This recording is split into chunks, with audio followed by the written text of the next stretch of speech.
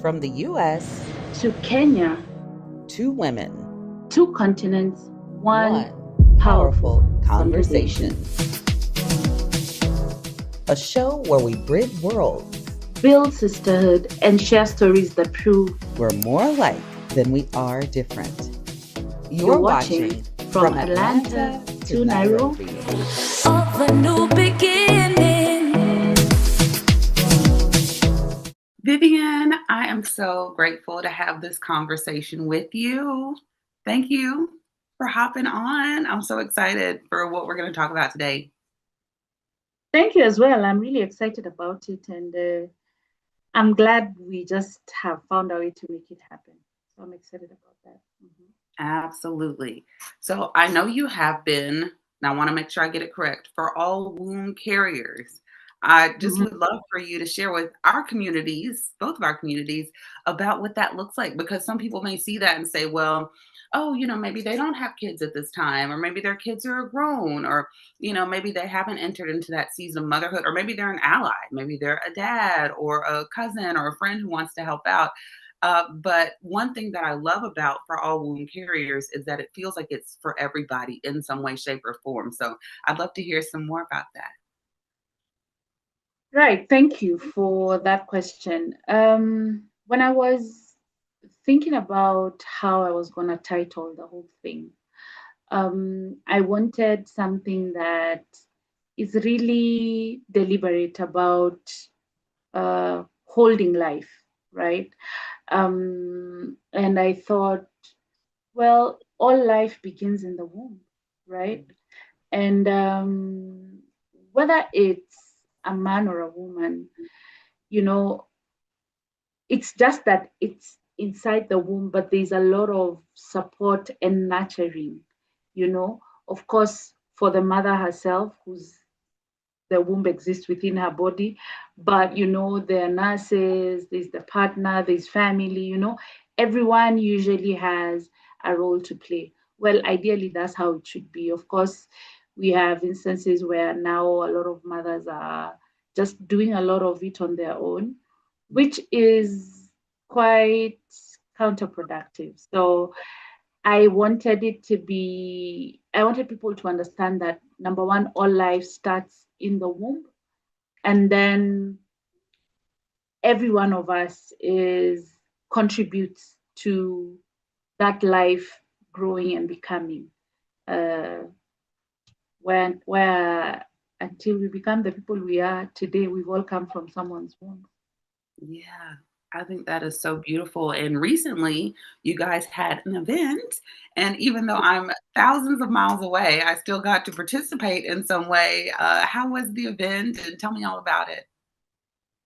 The event was fantastic. And firstly, just thank you, Dr. Elyssa, for the video you sent. I shared it. You're welcome.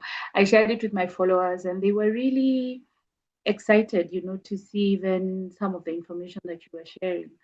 And the event was, I would say it was really good because it was a small circle, but there was a lot of open sharing. And I'm still sharing the reels on my page. That's the most interesting part. So it was a very heartfelt but creative. There was a lot of planning around it. It was just like, it was such a heartfelt affair. So I'm really excited. We had pregnant moms who came. We had some seasoned moms, and we had younger moms. So that made it like such a beautiful affair. And we even had prime supporters of moms. We had guests who came in saying, I don't want to have kids, but I love being an auntie. I love taking care of my sister's kids. I actually have dedicated my whole life to that, So it had some really empowering and educative perspectives to it as well. Yeah. I love it. I love it. And I think it's so beautiful that, again, just reminding people like all life starts with the womb, whether you're male or female or otherwise, come from someone, and also that journey of, really, I guess we're all just trying to find the best way to move through life, and also to encourage mothers. And you mentioned something about having support in a village, and I want to definitely get to that. One other question before we kind of hop in, so we know of your amazing musician, amazing music talents, and so for someone who's just joining you on this part of your journey, they may say, wait a minute, you were making music videos and performing, like, tell me, like, why this divine detour to now helping moms and womb carriers? So I recently had a baby, and Yeah, I had a baby sorry.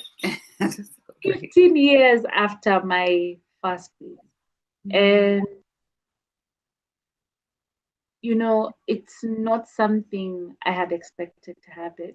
I think I had closed that chapter. I was like, well, perhaps I'm never meant to get another baby, so I'm just done with that. So, and I feel like sometimes because of commercialization and maybe a little bit of capitalism, having a baby has been made to look like, on one end, it's a big offense.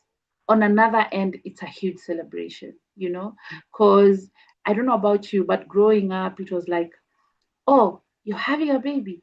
Oh, you're getting pregnant. You're too young. Why are you playing around with boys? Blah, blah, blah, all that. And then at some point, the whole family is like, where are your children?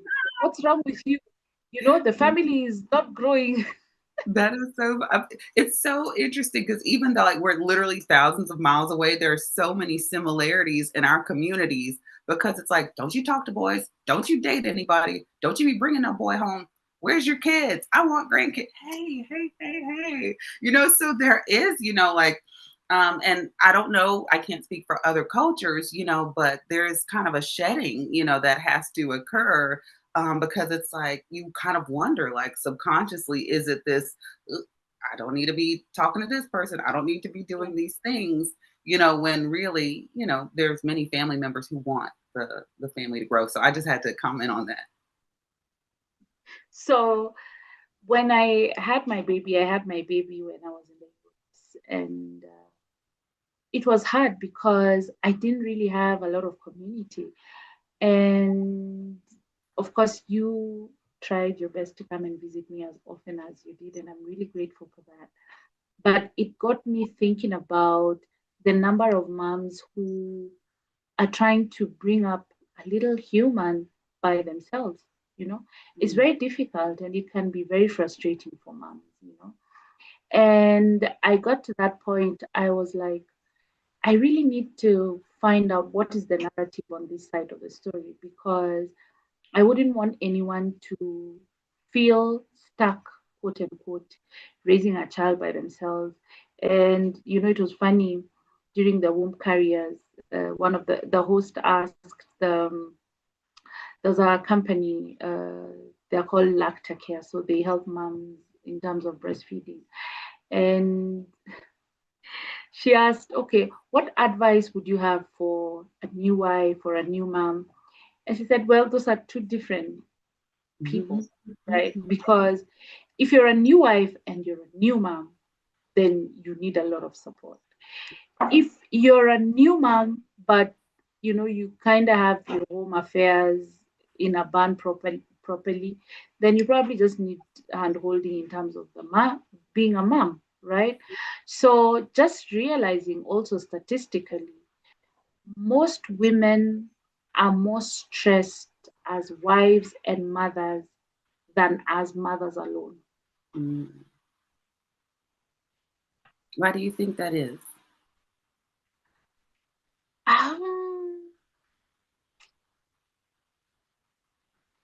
To be honest, I feel like our society is selfish, and people feel like when you're a mom, they want to give you space, but you don't need space, you need support, including the husband or the man. If he's not holding you up, if he's not helping you, if he's not trying to find ways to, keep you and the newborn, doing good, then definitely it becomes a problem.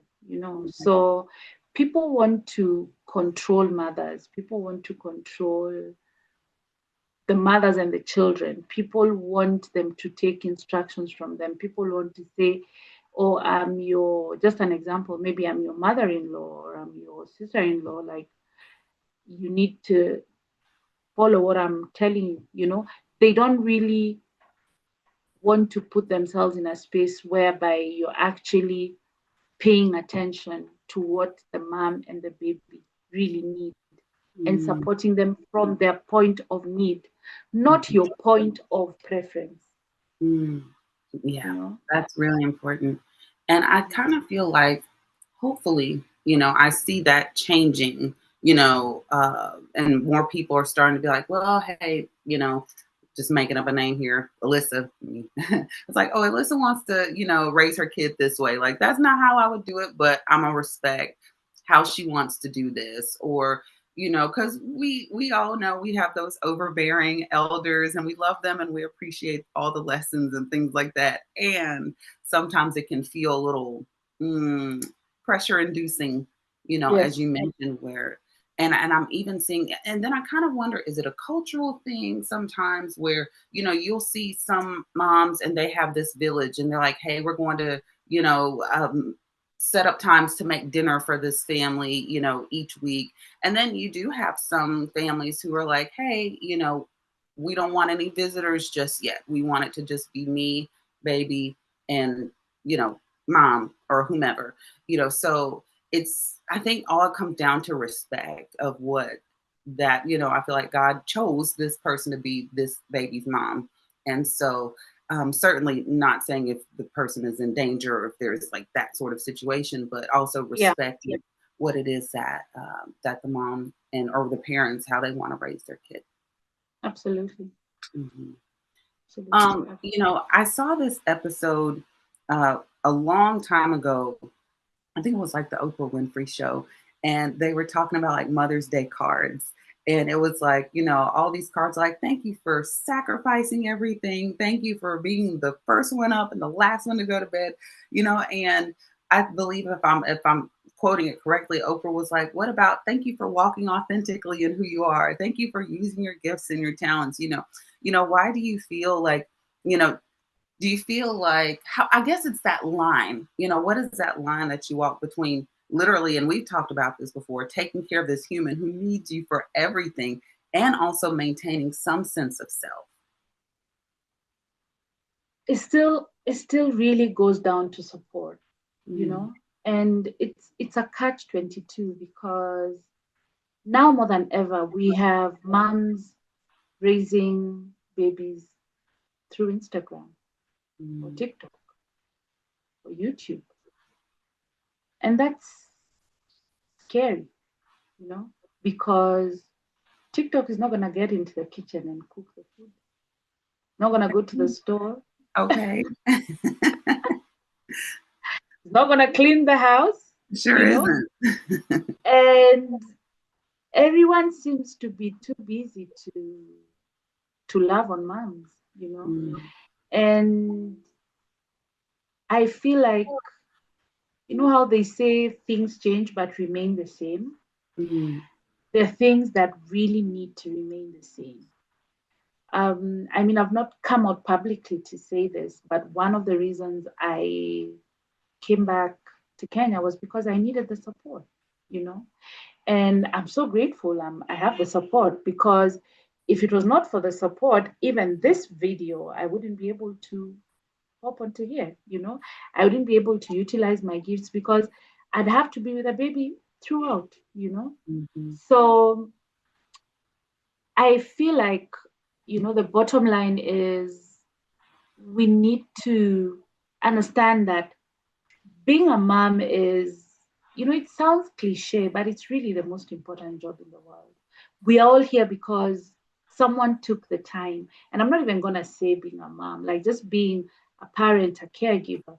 We're all here because a caregiver took time out of their life to care for you, to clean you, to feed you, to nurture you, to play with you, all these things, And we look at it like it's a burden. Today, my grandmother told me a very interesting saying.